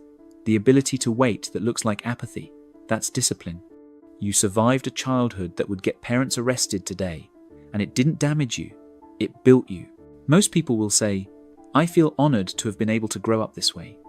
Or, we lived through the best decade to be a kid. And they're right. For a brief moment in human history, childhood was both completely free and genuinely formative. You got to experience something that doesn't exist anymore. A world where kids were civilized and feral at the same time. Drop a comment if you're a 70s kid and who thinks it was the best era to grow up. And if you love research-based content like this that validates who you really are, hit subscribe because we're just getting started. That's the sound of an American worker hard at work. Listen up. Hello, my name is Adam Ferrari, and I'm the CEO. We drink from the hose. And the water. So, I mean, it's a great video. And the other thing I'll say, though, is that as magical as it was to grow up in the 70s, people as old, or no, rather as young as they grew up in the 1990s, they're kind of right with me. I mean, I've talked with those people who are, how old would they be? I think they're in their low 30s. And they've said, yeah, we're grieving that, kids today don't get the kind of childhood that we had. Because if you grew up, it's like, I don't think it was cell phones. Having the cell phone didn't seem to impede childhood. It was that smartphone connectivity. And I saw it in my own house when I gave my middle schooler a flip phone, and I only did it because she came to me. She's so cute. She said, list of peeps on one column that have texting capabilities, list of peeps who don't. And there was only one peep in the don't category. And that peep's mom was, she was like me. She was the stricter mom. So anyway, but the flip phone did not, she still was a kid. She still played. She read books. She climbed trees. She baked. And then the flipping smartphone comes, and that's it. Gone, done. No more hobbies, no more crafts, no more, just a lot of this. And yes, you can set the limits and you can have the no phone zone and you can, but I think the more you're able to just get those kids from the get-go, learning how to play, not hovering, send them down the street to their friend's house without you trailing anxiously behind, the better it's going to be. I mean, I know it's a scary thing, but the data that I've read says that there are not actually an increased number of abductions and child kidnappings since when I was a kid, but rather it's the 24/7 news coverage and saturation that makes us all feel as if our kids are more at risk. So every parent has to pick what to do. Every parent has to choose their own comfort level. And I'm going to always try hard not to judge people. But if you do give a phone to your kid, Liam has kindly brought up the concept of a technology contract that you can have with your child. These are contracts that you sign and, obviously it's not legally enforceable. That's not the point. The point is it makes it more intentional and more explicit that you're saying to your child, whatever your rules are, you're not allowed to text with strangers. You're not allowed to go on a website unless mom or dad has approved it. You're not allowed to, because here's the thing, back to why they're so anxious. When they go around your back and they do things, bad things happen, and then they're more anxious. So I'm thinking about the kid at school who came to me and she said she was just beside herself. She knew her parents read her email. I think she was 6th grade at the time, maybe 5th. And so she opened a different email account, as kids will. They find the workaround. And then she did have somebody email her on the email account that her parents did not know about, who I think was a predator. It sounded kind of not right and kind of scary. So we talked through what to do and told her, but she was terrified that she was doubly terrified because now I've got this stalker person and I always heard all these scary stories about what can happen on the internet. And B, I'm also in trouble and I'm a bad kid because I did the thing behind my parents' back. So I think that the contract is just really good about making the rules very explicit. You can go back to them periodically. We think you're abiding by the rules, or do we think you're sliding into heavier phone use than what you and I had agreed on? And the other thing that I really like, and somebody referenced it today who was speaking at Maha, is the idea that sometimes what's good for the duckling is good for the ducks. So can the adults put their phones down too? Because there is nothing sadder than asking a room full of 10-year-olds, raise your hand if you wish you had more of mom and dad's attention, and seeing pretty much every hand go up. And then having children imitate for you, thanks, Liam, having imitate for you what their parent looks like, and they do the whole like Mrs. Morodo, here's my mom, and then they imitate themselves going, Mom, like, can I go and run out in front of the oncoming tractor trailer, and then they imitate the mom, go, sounds good, sweetie. It's sad. So what I always coach kids to do was wait until a time where your parent is not so stressed out, maybe a weekend, and then go to them and say very calmly and very respectfully, I really am not trying to be disrespectful, but could I request some time that we spend together, just us, no devices, whether that is going for a walk, playing Parcheesi, or any other board game of choice, Connect Four or card game. And you know what? On something like this, if your bonding activity is you're going to go to Starbucks and you're going to get them the sugary muffin, this is just my thinking. I'll allow it or condone it or bless it at that point in favor of the human bonding. And I want that kid to feel that they have their parents' undivided attention. So Liam brought up, one of my Substacks is Mrs. Morodo's Guide to Raising Young Ducklings. And that is, I'm all about the ducks. Here we are, my little duck friends, and I got a whole thing going with the kids, which is all about encouraging kids not to be on screens, to eat some decent food, to get a significant amount of sleep, because most kids are not getting the amount of sleep that is recommended for them by the American Academy of Pediatrics. They're shortchanged due to overscheduling, due to the lure of the screen, due to staying up too late to do homework, all of the above. So me and the ducks and I are encouraging kids, could we follow the common sense rules? Could we go to bed at a reasonable hour? Could we leave our phone outside of the room? That, by the way, win-win. Not only is your kid not getting the radiation exposure, but your kid's not going to be tempted by the beep that wakes them up at 4 a.m. Oh, look, there's Matilda. Oh man, I got to reply to that. You've got to be checking. My own household, I thought I was being so good. Girls, put your phones out in the hallway when you go to bed. And then one day something just told me, little nudge, and I go online and I took a look at what was what, and there it was, the 2 a.m. text exchange. So of course, I'm asleep. How am I going to know if people are sneaking out in the hall on their way to the bathroom in the middle of the night? And so then we had to make adjustments around that. Whatever you do, your kids are going to be ahead of you. They're going to outsmart you, but you got to run as fast as you can to keep up with them.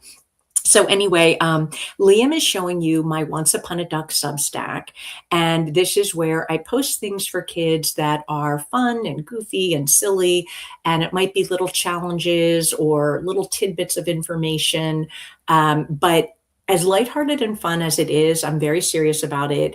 I consider it to be a prevention program, early intervention, where we're looking to lower, quite honestly, the suicide rate, because the suicide rate in kids and teens is alarmingly high.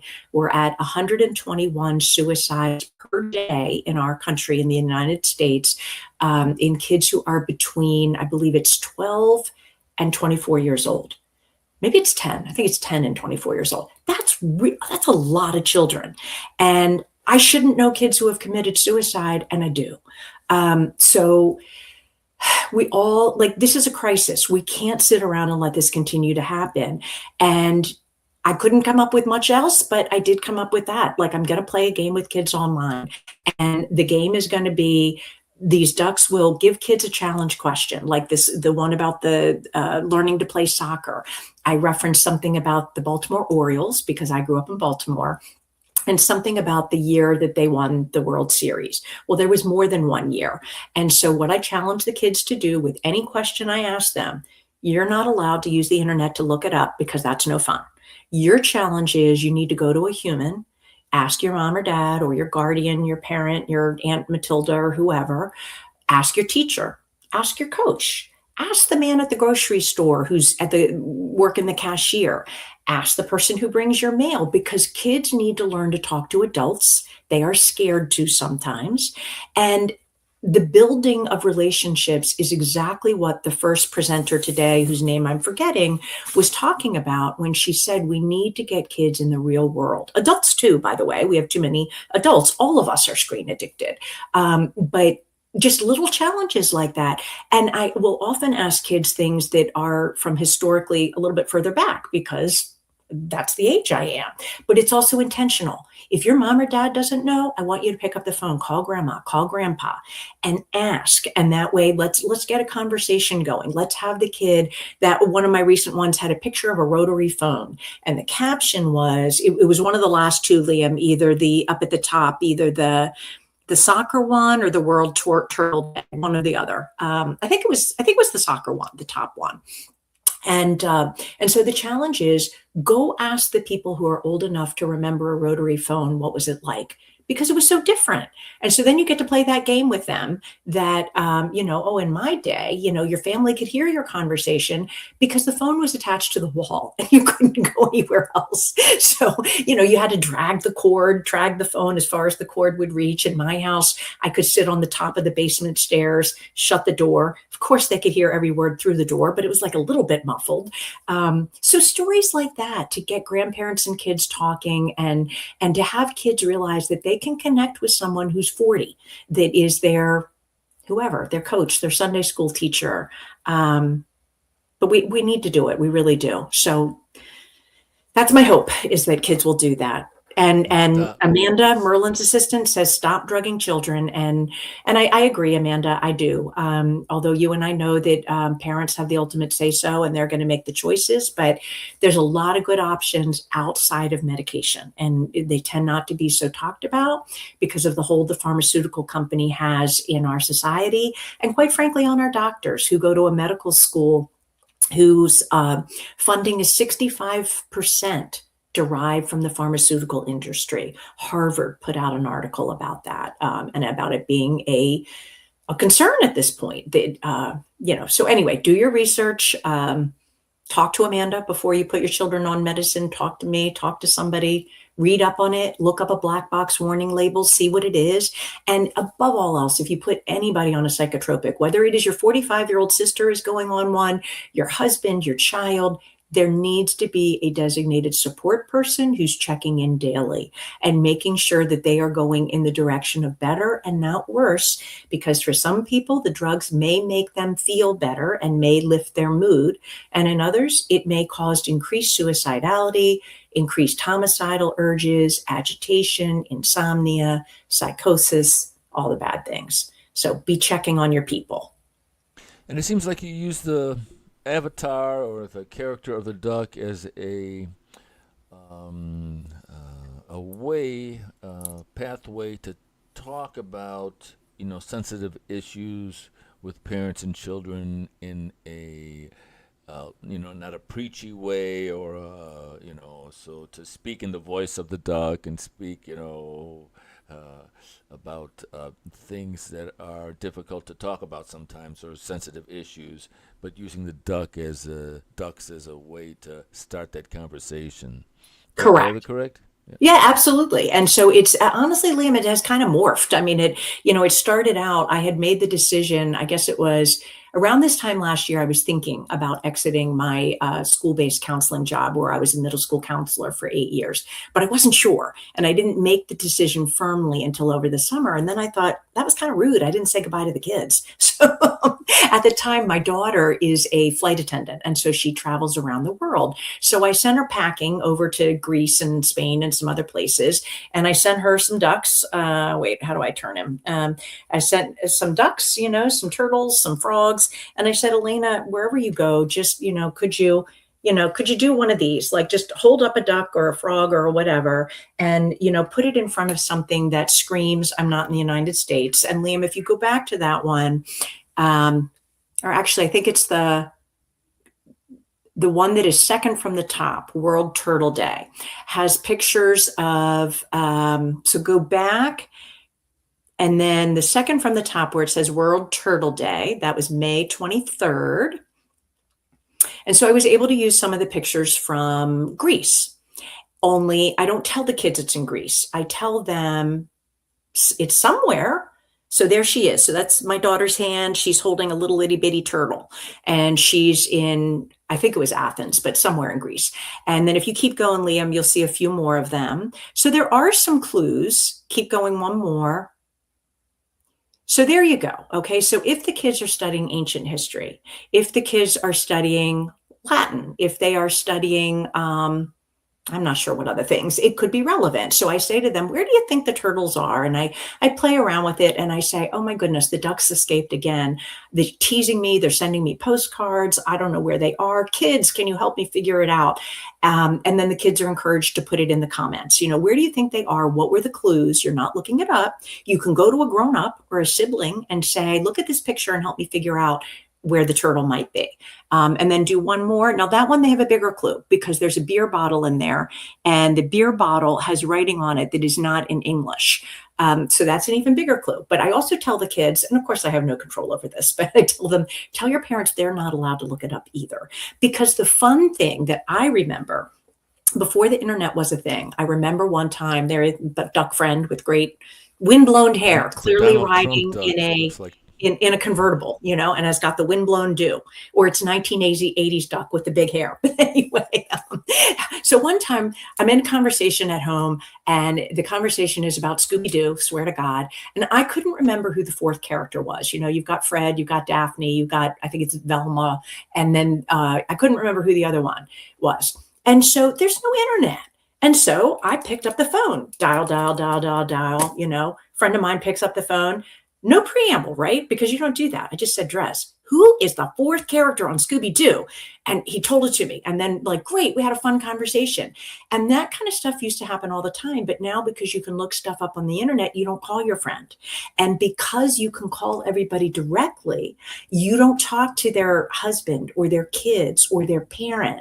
And I remember one time my best friend of 44 years called me and I had called her from work. I was in my husband's office. He had she called me right back. It rolled to his cell phone.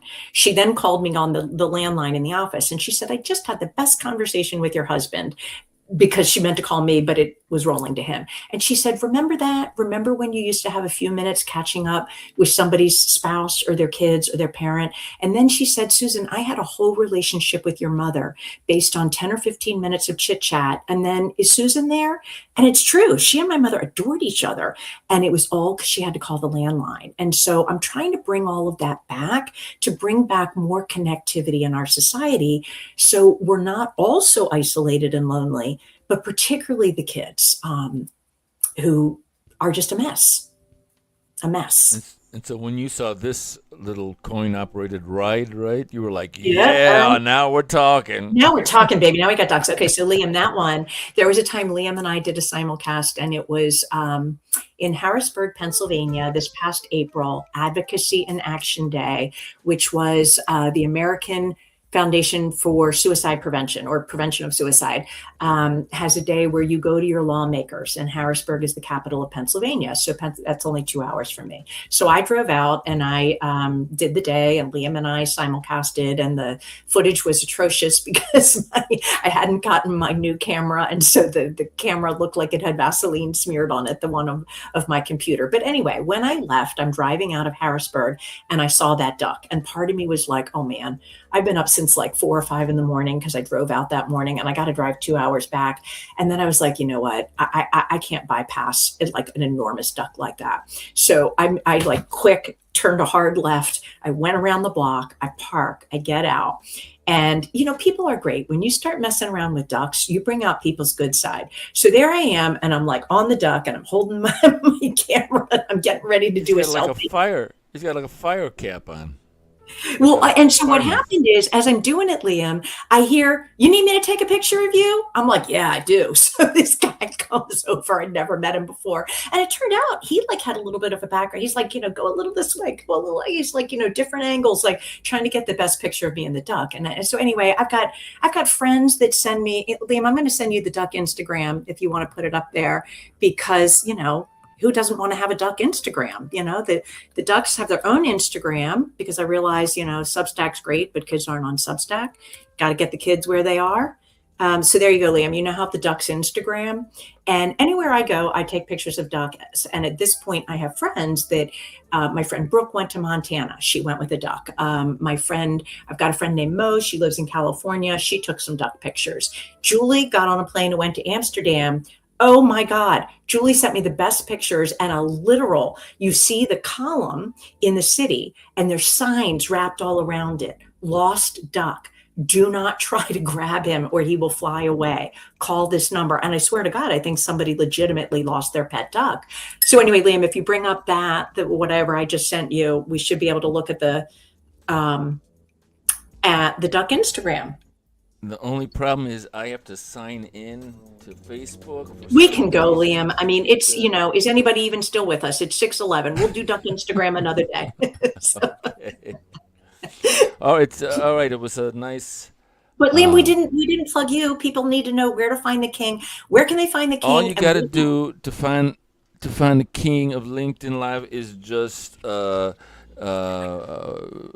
search unofficial king of LinkedIn Live, and you'll find me. And so just Liam, what would somebody seek out the king for? If they come see you at the throne, what wishes can you grant them? I can grant them AI superiority in whatever they're doing, and I can help promote their business doing exactly what you see here. Okay. Crown, not included. So if they needed video editing, you could do it? Video editing. If they needed a grant proposal for increased aid for veterans for mental health funding, you could do it? That was amazing. So let me just fire off the last few messages of Amanda, and then we will conclude. I have a small booklet I would like in every school and library. Parents need to ask questions before crossing the threshold to psych drugs. Oh, wow. So Amanda and I talked about this, and Amanda, I'm not sure if you responded, but my idea was whatever that book is, yes, it does start at birth, maybe even at conception, or actually, Amanda, it starts before conception because they need to do some detox so they're not dumping. So the mom's not dumping chemicals in the baby during the pregnancy, and also because sperm quality of dad counts, and you have a higher rate of an autistic child if you. I don't know what, but there's things men can do that will, in advance of conception, that will improve their sperm quality and make it less likely that they pass bad things on to their kids. But Amanda, I think put your booklet just a couple pages at a time on Substack. Monday, here's your first 3 pages. Tuesday, here's the next 3. Wednesday, here, because you have a huge following, so people will read it, and then I'll repost, and we'll get the word out as best we can because it's important stuff, and you're doing great work. And her vision for a new architecture of communities that homeschool and live in symbiosis with Gaia is what she would like to create. It's happening, Amanda. We're there. Put your crown on. Come on the podcast. Let me know when you want to be on the podcast. All right, everyone. Thank you so much for. All right, and seek out the king if you need help with AI, if you need help promoting your business with a video, if you need help writing a grant with AI's help, or anything else that a royal king like Liam Gallegos could help you with. Could do. All right, everyone. Thanks so much. Talk to you soon. Bye. Wow.